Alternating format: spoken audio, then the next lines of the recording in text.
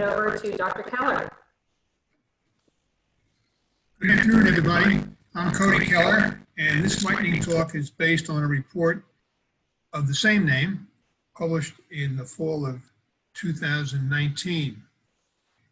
We're calling on action by Charlotte County to take responsibility for management of our estuaries and adjoining waterways. Next slide, please.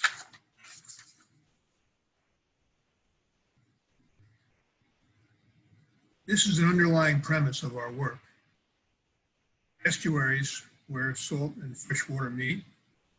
In our county, this is Charlotte Harbor, Lower Lemon Bay, the Tidal Peace and Mayaka rivers, including the adjoining waters, are so important to our economy and our lifestyles that we believe they must be maintained at any cost.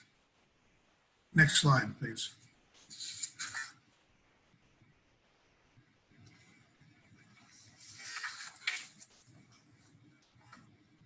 The first four bullets on this slide summarize the evidence that our estuary water quality is at a tipping point.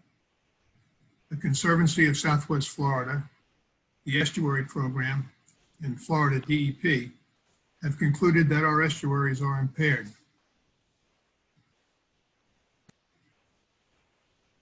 The matter of increasing algae blooms, and I'm not talking about red tide or blue-green algae, that will be shown in detail in the next two slides, adding to the evidence.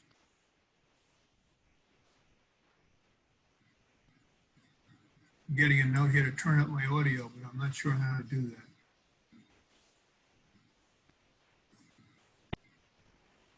Or if you just want to speak closer to your microphone on your computer, that would work as well. Yeah, but go right ahead. Okay.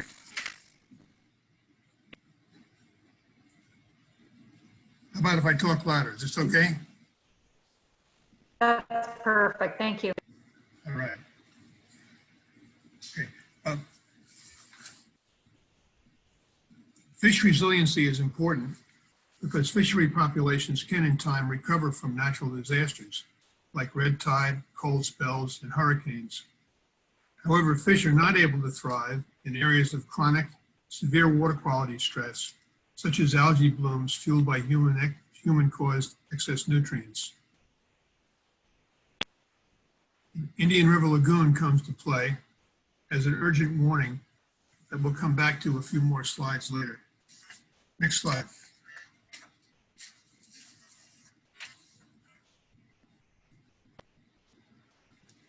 I'm hoping that most of you heard Dave Blewett this morning. He talked about increasing filamentous algae blooms being observed during the FWC's fisheries monitoring. The pictures here are from Hog Island, in the northern part of the Charlotte Harbor, and Coral Creek on lower Cape Hayes near Placida. Until recently, we thought Charlotte Harbor was immune to these water quality crises, but not so. Next slide. Large filamentous algae blooms are now occurring throughout Charlotte Harbor. And again, I'm not talking about red tide or blue-green algae. I'm talking about what Dave was talking about before. These are indicators of high volumes of nutrients. And there have been 4 massive outbreaks in our estuaries in 2012, 2015, 2019, and 2020. More evidence that our estuaries are indeed impaired. Next slide.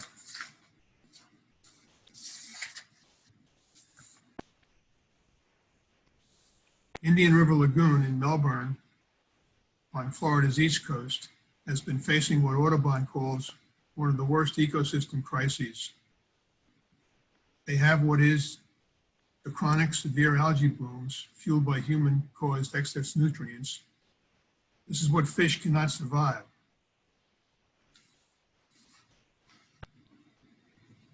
As Dave pointed out, Indian River Lagoon is a case of an estuary, an unusual case of an estuary, where the fish have not rebounded from cold spells, hurricanes, and other natural disasters. Because of the excess nutrients, they've lost their resiliency The lesson to be learned is that once an estuary is severely degraded, the damage cannot be reversed in a timely or affordable way, if ever.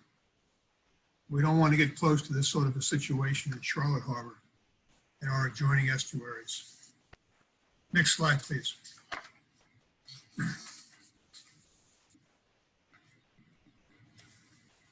We know what caused the problems in Indian River Lagoon.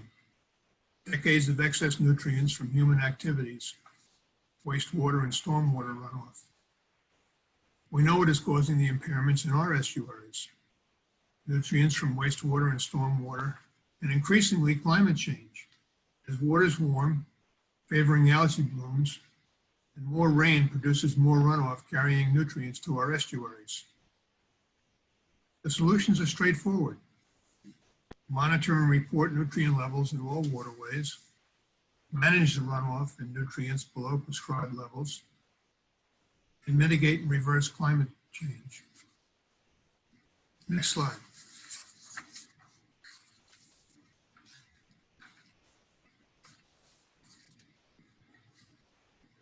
We really have two problems. The first problem is our estuaries are impaired and seem to be at a tipping point.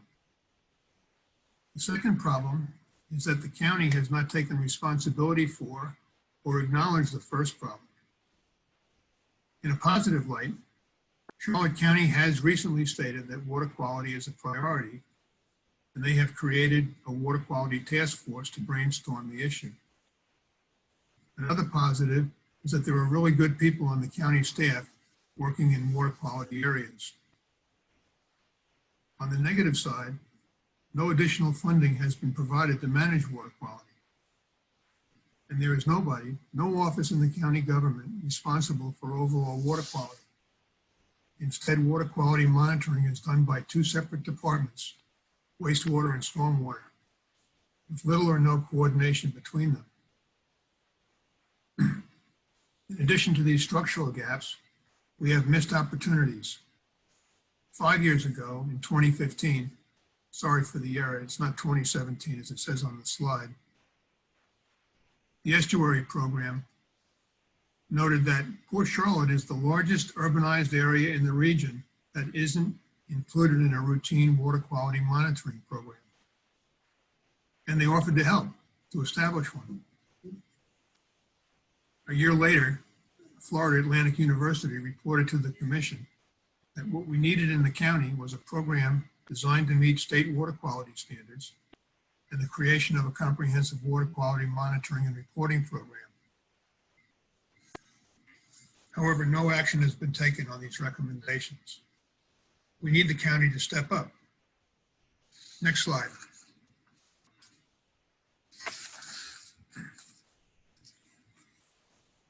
We have recommended that the county take responsibility for overall estuary water quality by managing in these 5 areas. A water quality monitoring and reporting program is a central core upon which all other elements depend. Stormwater and wastewater are 2 primary causes of our impairments, and their management in an integrated fashion is essential. We also need to manage in supplemental resource areas such as climate change and habitat restoration. Education and awareness is another essential element, which we'll come back to a few more slides. Next slide.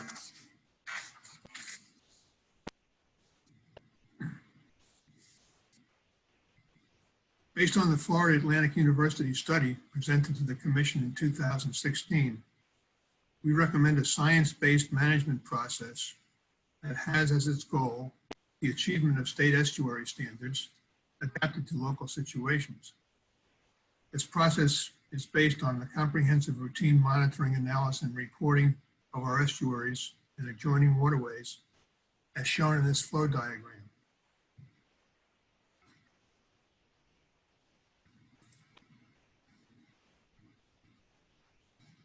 Decisions are made depending on whether the waterways meet or fail to meet state standards and what the fisheries and seagrasses tell us. If standards are not met, we need to expand, improve, and implement action in wastewater, stormwater, climate mitigation and/or habitat restoration until the standards are met. Another feature of this management process is the regular notification of the public on the status of our waterways and the action being taken. Next slide.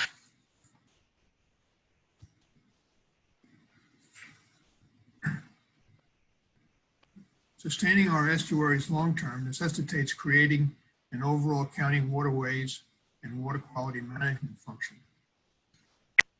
We need somebody in charge of water quality. The mission of this new office would be to restore estuaries and waterways to state water quality standards. That's at a minimum, and preserve them long-term preserve them long-term for long-term community and economic good. The new office would also have the authority to coordinate with external strategic partners, such as the Aquatic Preserve, the Fisheries, FWC, the Estuary Program, Swift Mud, and neighboring counties. Of course, this office will be useless unless it has the authority, expertise, and resources needed to succeed. Next slide.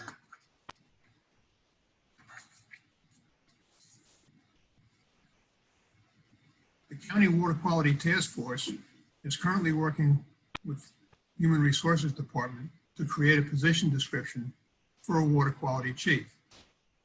We hope this works out. What we are not celebrating yet is we anticipate several significant hurdles. The first hurdle is the person in this position needs to be given sufficient authority, expertise, and resources to succeed. For example, she or he should be charged with a mission to restore and then preserve our estuaries to state standards as a minimum. The office also needs the authority to coordinate the programs that will determine success in nutrient reduction, including the comprehensive monitoring and reporting system, wastewater and stormwater treatment, education and awareness, and supplemental programs. He or she needs authority to coordinate with external organizations who can be strategic partners, striving together for healthy estuaries. The second hurdle is approval and funding of the position by the County Commission. At a recent MSBU workshop, it seems that most of the commissioners were not in favor of paying someone to oversee water quality. That's not good news. We hope a comprehensive position description will be developed and that it gains funding support. Next slide, please.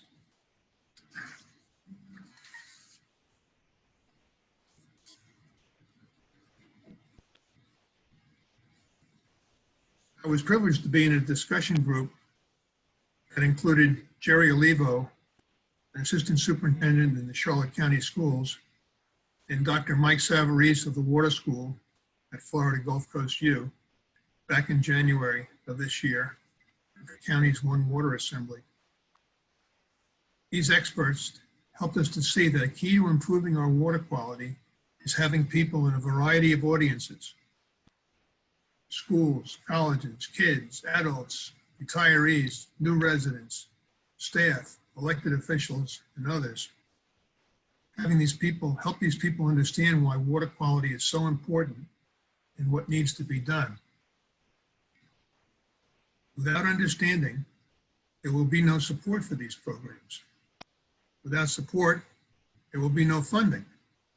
Without funding, we will not be able to restore and maintain our water quality in the estuaries. Without healthy estuaries, our economy and lifestyles will be degraded. Next slide.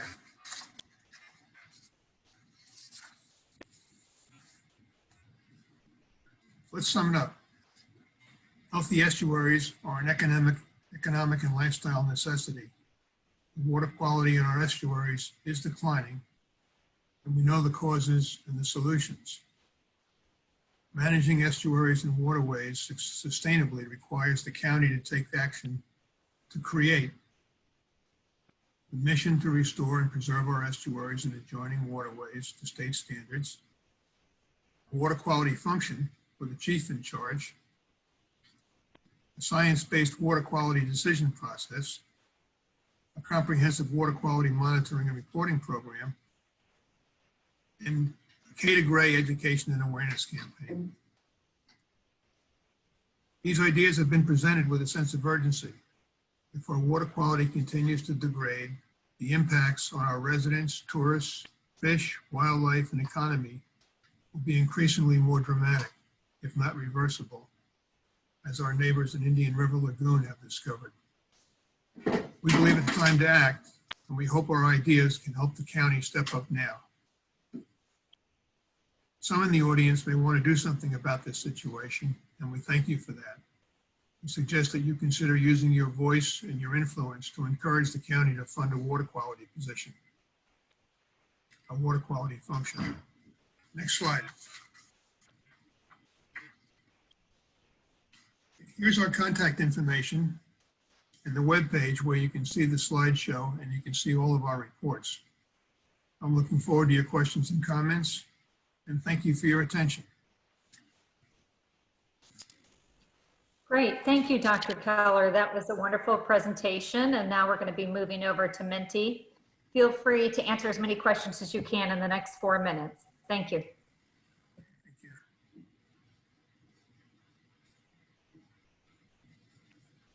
First one is, what's the concentration of septic tank drain fields in the vicinity of Charlotte Harbor? I can't give you the exact detail, but the county has a detailed plan posted on their website, but generally it's very dense. I know from living in Charlotte Harbor, I happen to live in an area that has sewage treatments, that it's essentially when Port Charlotte was built, almost everything was on septic tanks. And the county is on a plan now to replace them that I believe is about 5 years behind schedule. I don't know how to say this other than it's generally very dense, but for the details, I'll send you to the website.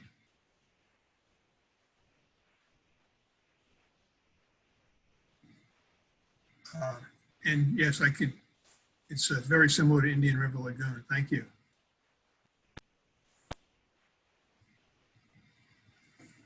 Okay, can we scroll this down? I can't read the bottom of the second question. Here we go, thank you. I think that the water quality of Charlotte Harbor is critical to not only the environmental health, but also the economic health of Charlotte County. Why doesn't the county take action? Your question is right on, and I think from my work on the Beaches and Shores Commission, I don't think there's much doubt at the county level that the water quality is tied to our existence, if not our economy and our lifestyles. Why they haven't taken action is a good question. You might want to address that to your the county commissioner. Now, let's not say they haven't taken any action. The county has held now 2 symposiums on water quality, and they have generated a water quality task force. They haven't put their money where their mouth is. There's been no additional money, as I said before, and there's been, I think it'll be very key in the coming months to watch what happens with this water quality chief position, whether a good position description is developed, and then whether or not it's approved and funded. It'll be a good thing to watch in the coming months. Should the new water quality chief lobby the state? I think what happens with state water quality is important. Our work is focused really on the local level. So we really, I think we could do better initially to get our act together and create the organization and the mechanisms in the county to be able to manage things ourselves. But of course, We don't control what comes down the Peace and the Myakka rivers. We need to coordinate with other counties. But I think from our limited viewpoint, we're focused on local efforts. We use these flow charts with different community groups. I hate to interrupt. We're going to have to wrap this up because we're at the end of our time, our Q&A time. But I know that there were additional questions. For those of you who didn't get your question answered, please feel free to reach out to Dr. Keller directly. His contact information is in the proceedings on the CHNEP website. With that, we're going to need to move to our